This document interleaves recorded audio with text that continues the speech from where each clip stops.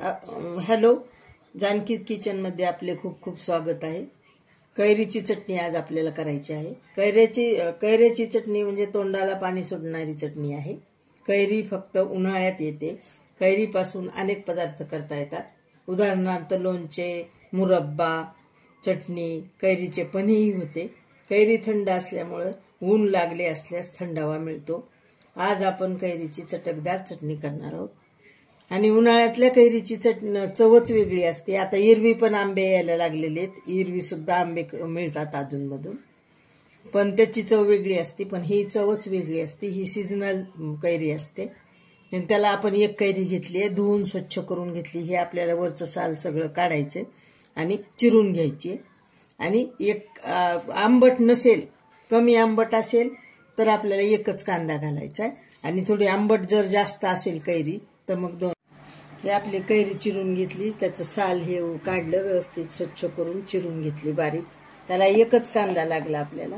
कैरी तेवढी फार आंबट नाहीये, त्यामुळे एक कांदा घालून टाकू आपण। चिरून घेतला, स्वच्छ करून चिरून।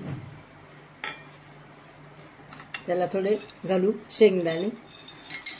तुम्ही भाजून पण शेंगदाणे घालू शकता आणि थोडे जास्त कमी जास्त पण वापरू शकता।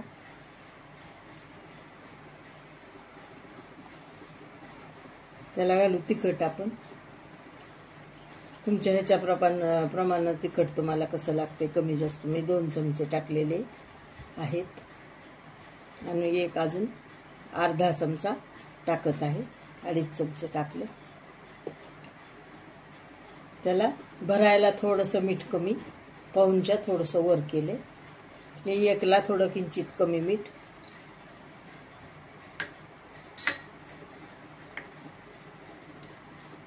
याला घालू चमचाभर जिरे।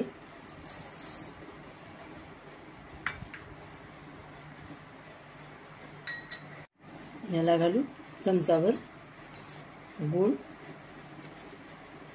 आणि अजून थोडा 1.5 चमचा गूळ घालू। आणि आता मिक्सरमध्ये फिरवून घ्यायची ही चटणी आपल्याला। याला आपण तेल आणि मोहरी आणि जिऱ्याची फोडणी अशी घालू शकतो।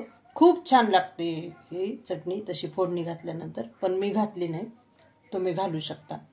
मला तेल कमी खायचे म्हणून मी तेल जास्त वापरत नाही। आपली कैरीची चटणी तयार झाली।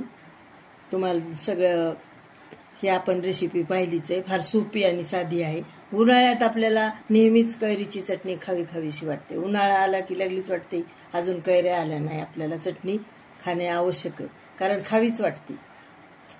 तर ही अशी थोडी मोठी चटणी करायची कधी पण, म्हणजे चवीला छान लागते। फार बारीक केली ना तर चटणी चांगली लागत नाही। तर अशीच कैरीची चटणी मैत्रिणींनो तुम्ही नक्की करून पहा। आणि माझे प्रेक्षक सबस्क्राईब करा, लाईक करा, शेअर करा।